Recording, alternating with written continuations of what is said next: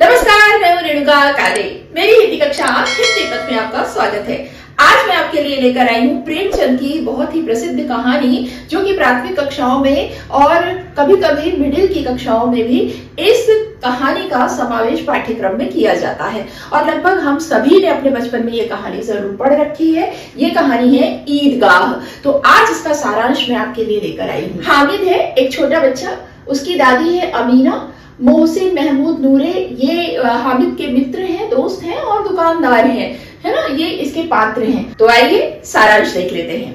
होता क्या है, रमजान के पूरे 30 रोजों के बाद ईद आई है। अब भाई रमजान की ईद जब है, रमजान के पूरा माह भर रोजा रहते हैं मुस्लिम, और उसके बाद ईद का दिन आ गया है। उसका ईद की सुबह का बड़ा ही मनभावन ग्रामीण परिदृश्य इस कहानी की शुरुआत में प्रेमचंद जी ने उकेर दिया है। बहुत ही खूबसूरत वर्णन इसके साथ ये कहानी शुरू होती है। ईदगाह के जाने की तैयारी में है गांव के सारे लोग। ठीक है, वैसे तो सभी खुश हैं, भाई ईद आई है, लेकिन बच्चे सबसे ज्यादा खुश हैं। उन्हीं में से एक बच्चा है हामिद, जो कि अपनी दादी अमीना के साथ रहता है।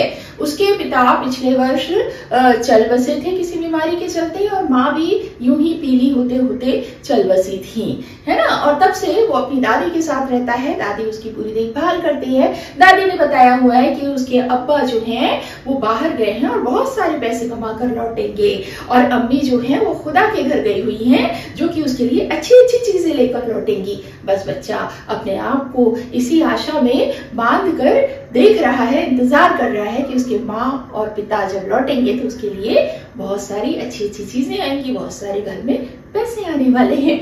तो बच्चा इस उम्मीद पर है।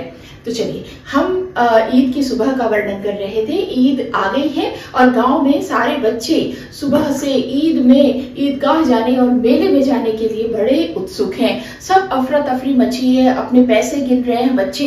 अरे मेरे पास तो इतने पैसे हैं, अरे मेरे पास तो इतने पैसे हैं, मैं तो ये खाऊंगा, मैं तो वो करूंगा। ऐसी बच्चों की तैयारियां हैं। अब अमीना बच्चे को, हामिद को भेजती हैं और वो बड़ा मन ही मन बड़ी दुखी हो रही है कि ये ईद आई है और देखो मेरे घर तो खाने के भी लाले पड़े हैं। ईद में लोग अच्छे अच्छे कपड़े पहनते हैं, मिठाइयाँ खाते हैं, पकवान बनते हैं घर में, लेकिन मैं अब इतनी गरीबी में हूँ कि मैं अब क्या बनाऊं, क्या करूं, कैसे ईद मनाऊं। और इधर बच्चे, हामिद और सारे बच्चे, बड़े बूढ़े सब जो ईदगाह की ओर चल पड़े हैं, उनके साथ हामिद हो लिया। शहर की इमारतें बड़ी बड़ी देखकर बच्चे खुश हैं। फिर ईदगाह आता है, वहां सब लोग नमाज पढ़ते हैं। नमाज के बाद बच्चे मेले की ओर चले जाते हैं और वहां पर बच्चे बड़े उत्साह से अपने जमा किए हुए पैसे खर्च करने के लिए आमादा हो जाते हैं। झूला झूलते हैं, झूला हिंडोला वाला जो झूला होता है वो झूलते हैं, और वो घोड़ा, हाथी, ऊंट वाला जो रॉड से बंधा हुआ ऐसा गोल वाला झूला रहता है मेले में लगा हुआ है, वो उसमें भी बैठते हैं बच्चे। और हामिद बेचारा खड़ा खड़ा टुकुर टुकुर ये सारी चीजें देखता रहता है।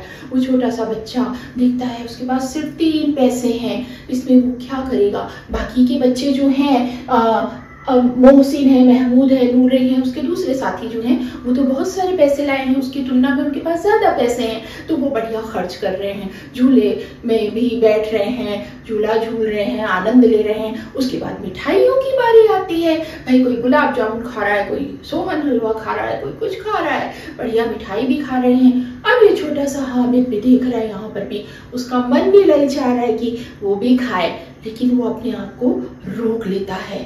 घूमते घूमते हामिद की निगाह पड़ती है एक दुकान पर, जहां पर लोहे की घरेलू सामान की चीजें लटकी हुई हैं, सजी हुई हैं।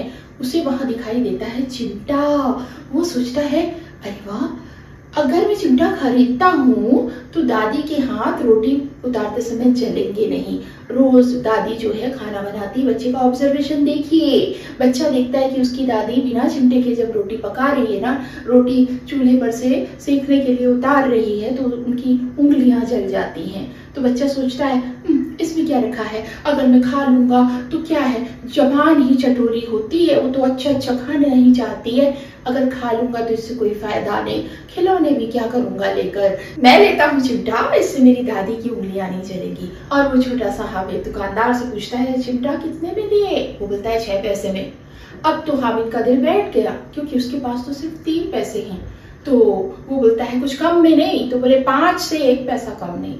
वो बोलता है 3 में देना है तो दे दो, और ऐसा बोलकर वो आगे बढ़ जाता है। उसको लगता है कि भाई एकदम आधा रेट है, ये देगा नहीं, लेकिन दुकानदार उसको वापस बुलाता है और 3 पैसे में उसको चिमटा दे देता है। यहाँ तक मेले का दृश्य हो गया। अब वापस गांव में सब लौट आते हैं, है ना। अब देखिए भाई, मोहसिन ने भी खिलौने में बिजली खरीदा है, मिट्टी का है।